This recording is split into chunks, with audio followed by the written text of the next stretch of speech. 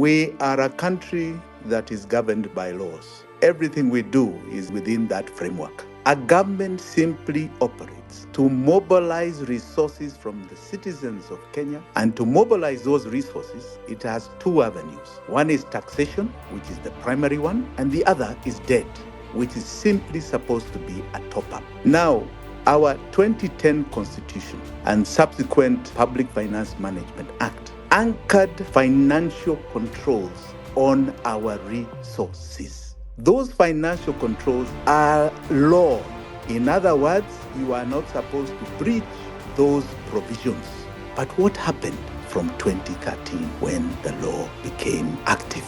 This is when the biggest fraud on the people of Kenya occurred. The government has received the 175 billion shillings from the successful $2 billion Eurobond. 1.5 billion US dollars due in 2024. Fellow Kenyans, I want to assure you that the government will spend this money prudently. So we bothered to commission an audit on our public debt. The foremost forensic auditor in Kenya, a man called Bernard Muchere, who had done a lot of internal audit for government for the last 41 years, headed the team, and within 4 to 5 months, he had completed the entire job. So what happens is that our laws anchor this debt. It says, for example, that debt must be on the budget, number one. It says that debt in the medium to long term should only be taken for development.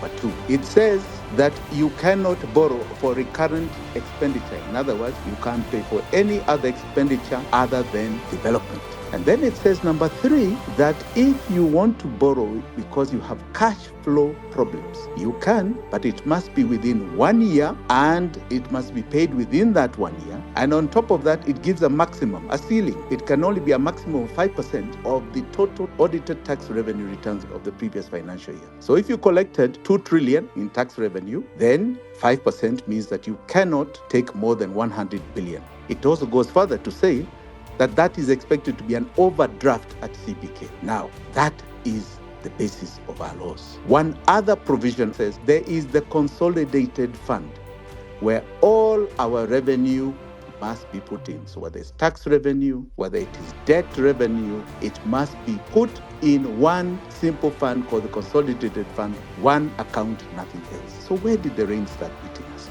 In 2013, the Uhuru Ruto government went to Parliament and they proposed an amendment to the Consolidated Fund through the Public Finance Management Act. That you amend the Constitution through the Public Finance Management Act, which, as you and I know, is an illegality. You cannot amend the Constitution through an act. And they added 2 more provisions that were not in the Constitution, saying that money, in essence, do not have to enter the Consolidated Fund. That was the first. The second is that they introduced something called Supplementary Budget Number 2. Supplementary Budget Number 2 was another foundation of fraud. If you read the provisions in the Constitution on a supplementary budget, first, it is an addition to the budget that has been passed by the end of June that year. So, it is just supplementing the items there. And there is a maximum that the addition cannot be more than 10%.